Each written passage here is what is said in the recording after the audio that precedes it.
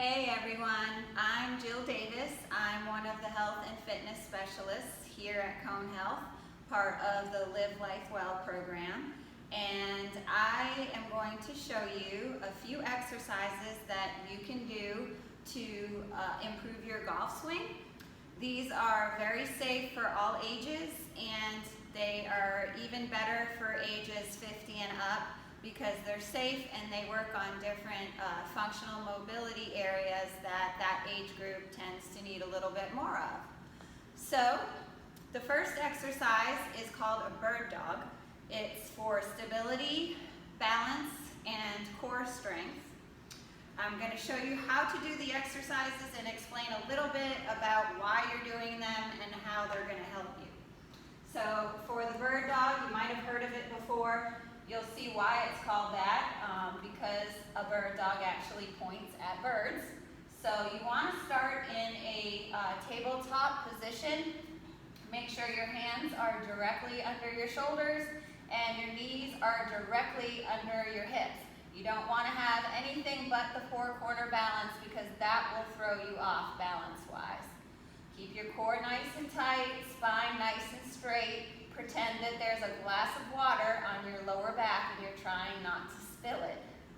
So next step is you're going to bring one arm straight out, one leg straight out. Try to find your balance here. You want to make sure you're not lifting that leg too high up because it can hyperextend your back. So be very careful to have it straight back. Even a couple inches off the floor is fine. Once you get your balance here, you can try to bring your elbow and knee together, bring it back out, get your balance again, and then bring it back down. Always make sure you have those four corners or you might lose your balance. Practice this one. You don't necessarily have to do the knee to elbow. If your balance is off, you may never get there. You can work towards it if you want to. That part's not as important as just getting your arm and leg out straight. That's going to help with your stability in your core, mainly hips and a little bit of shoulders. So that's the bird dog. Number two is called a prone swimmer. So what that one looks like, I'm going to show it to you first and then explain it because you might not be able to hear me very well. My face is going to be pretty much down close to the mat. So you want to be in a prone position with your neck nice and straight. You're starting here.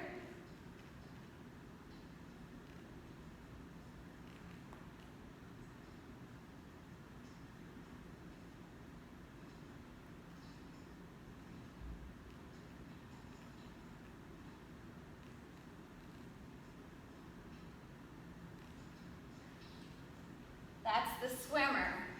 So that one is actually very good for shoulder joint mobility. A lot of us as we get older, we tend to start hunching forward, chests are tight, backs aren't quite as strong. So that one will actually help force your shoulders back, give you better posture, help strengthen those muscles up here in your upper back, and give your shoulder joints the stability and flexibility that they need to follow through on a golf swing. Number three is a standing exercise. I'm actually going to show you this one from the side so you can see the placement of my legs. This one is called a split squat. It's a very good exercise. There are people that sometimes have trouble with this. It's just very important to make sure you have the proper alignment with this. The split squat is made so that you can find balance in your hips. It will even out any imbalance strength-wise in your legs. So a lot of people tend to be stronger in one leg than the other. This will even that out, which will improve a golf game. It's also a very good hip flexibility and strengthening exercise. And we all know how much leg strength is involved in a golf swing. So we want to make sure that your legs are nice and strong. So what you're going to do, stand nice and tall. Big step straight back. You want to start by having your weight balanced between your front and back feet. Back knee starts to come forward, lifting the back heel off the floor. You're going to come straight down and back up. So you want to attention. You may even want to do this in front of a mirror because this back knee needs to be straight down from your hip, which is straight down from your shoulder. So you want to make sure you're not leaning forward into it. Your knee can't be up too close. You'll lose your balance and hurt your knee.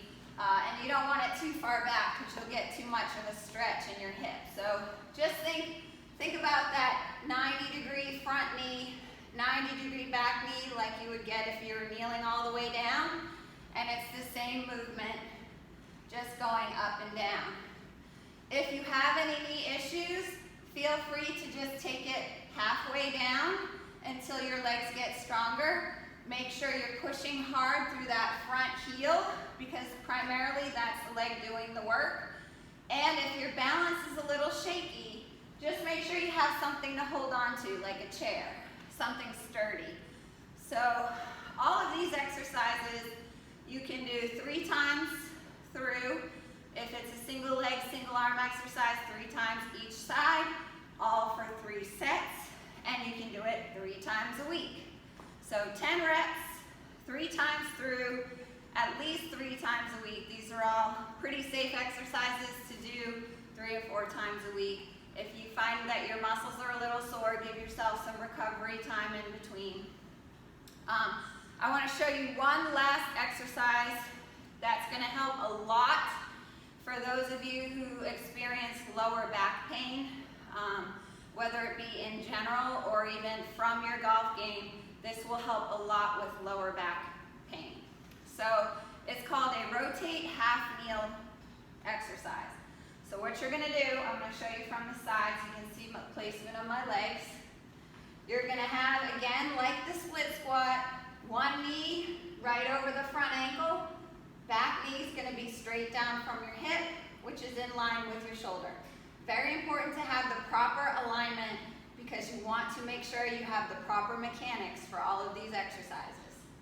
Next step, nice and tall. Your arms are going to come out super straight. Elbows are locked straight. And you're going to find you want to kind of push your hips forward a little bit just to protect your back, keep your core engaging.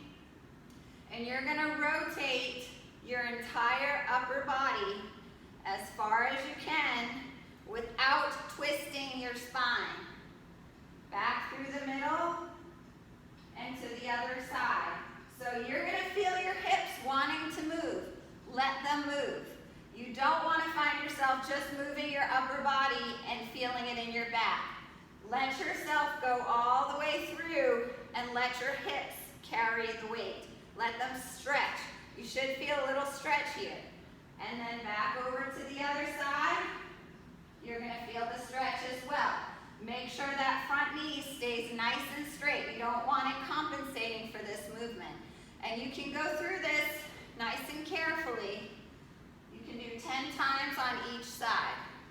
So after you finish 10 times, you're going to switch legs and do 10 times on the other side.